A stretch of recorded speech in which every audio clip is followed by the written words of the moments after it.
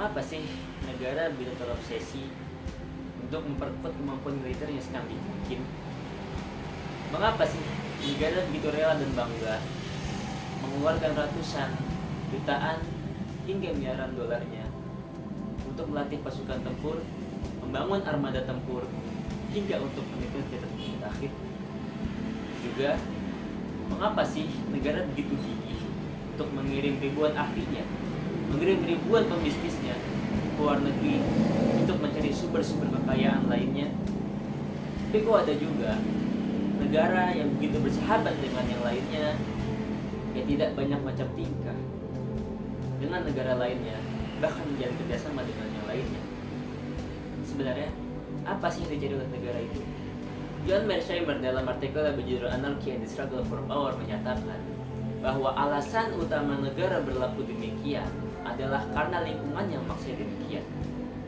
Perlu kita ketahui bahwasanya sistem internasional atau lingkungan di mana negara berada saat ini adalah lingkungan yang anarki. Anarki di sini bukan maksudnya adalah bakar-bakar ban, demo tak beraturan, dan sebagainya sering kita pahami. Kita akan kembali ke anarki kepada makna asli. Anarki menurut Cambridge Dictionary adalah a lack of organization or control in a society or group. Either there is no government or it has no power.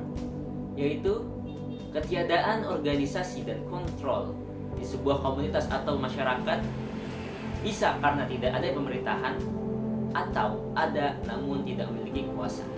Maka jika kita lihat sistem internasional kita saat ini, itulah bentuk yang anarki. Kita lihat semua negara adalah sama. Tidak ada negara yang berhak dipatuhi karena tidak memiliki wewenang. Tidak ada negara yang berhak mematuhi karena tidak ada wewenang yang dipatuhi. Semuanya setara, semuanya sederajat. Maka apa akibatnya dalam lingkungan yang anarki ini? Kata Mearsheimer, karena lingkungan yang anarki ini, semua negara berhak melakukan apapun tanpa ada larangan, aturan, dan sebagainya. Negara A dan negara B. Negara A membangun pabrik senjata di perbatasan, itu hak dia, tidak ada yang melarang. Walaupun negara B tidak setuju, negara B mengkutuk hal itu, negara A berhak melakukannya, karena tidak ada aturan mengaturnya. Maka negara B dalam posisi terancam, negara A dalam mengancam. Saling rasa mengancam, saling rasa curiga inilah yang kemudian mewarnai sistem internasional kita saat ini. Itulah yang kemudian menumbuhkan banyak ketakutan, banyak ancaman, banyak sekali peluang-peluang perang, peluang-peluang konflik dalam sistem kita saat ini. Oleh karena itu, Mearsheimer kemudian berkesimpulan bahwa tujuan utama negara dalam sistem internasional kita saat ini adalah bertahan hidup atau survival. Mengapa? Karena negara tidak bisa mengandalkan negara lain atau pihak lain untuk melindungi dirinya, maka negara harus mengandalkan dirinya sendiri secara mandiri. Negara harus punya kekuatannya sendiri. Negara harus bisa mencegah ancaman dari negara lain.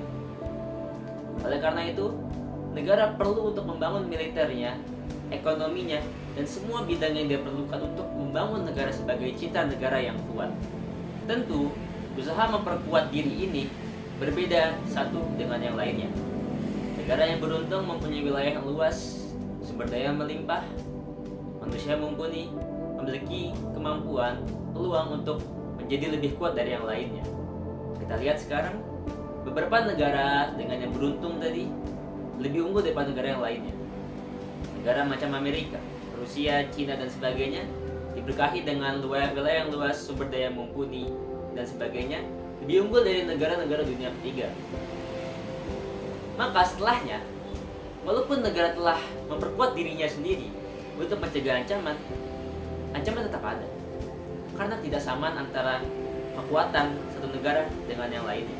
Maka yang terjadi adalah great powers tidak merasa cukup. Mereka pun mulai mencari yang lebih kuat, mencari kekuatan yang lebih kuat untuk mencapai hegemon. Atau dalam kata lain, satu-satunya kekuatan terbesar di dunia global. Itulah menjadi tujuan dari semua negara di dunia, kata Mearsheimer.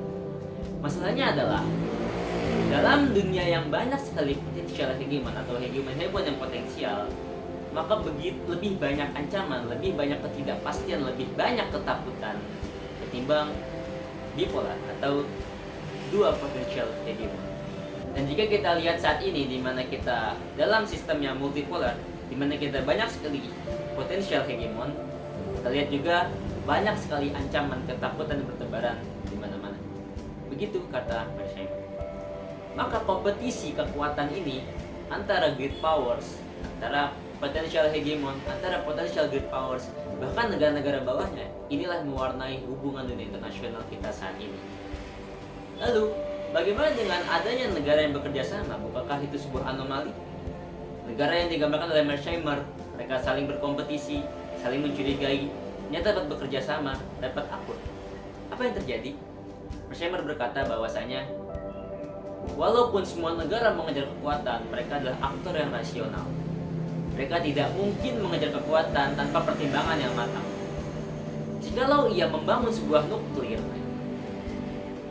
namun berdampak pada lebih buruk daripada apa yang diperkirakan, maka dia tidak akan melaksanakan. A membuat nuklir, lalu B membuat nuklir 10 kali lipat, dan A tidak bisa mengejarnya, maka tidak akan diambil langkah itu. Begitupun dalam logika perjanjian. Negara A dan negara B, mereka bersaing, namun dalam berbagai hal, mereka perlu untuk meredakan ketegangan. Mereka untuk menjalin kerjasama, untuk sama-sama membangun negara mereka masing-masing. Tapi yang penting adalah, walaupun mereka terkesan bekerja sama, akur sebagainya, sejatinya mereka sedang memperjuangkan kepentingan mereka masing-masing. Itulah yang menjadi catatan Mearsheimer dalam artikel ini. Bahwasanya, walaupun damai, walaupun kita lihat bagaimana keharmonisan, api persaingan tetap ada. Itulah mendasari hubungan internasional kita saat ini. Maka di akhir video ini, saya ingin mengutip sebuah statement penutup dari artikel Mearsheimer yang ditulis oleh dia sendiri. Genuine peace, or a world in which states that compete for power, is not likely as long as the state system remains anarchic. Perdamaian sejati, dunia di mana negara-negara tidak lagi bersaing untuk kekuatan, tidak akan mungkin tercapai selama sistem negara berbentuk anarki.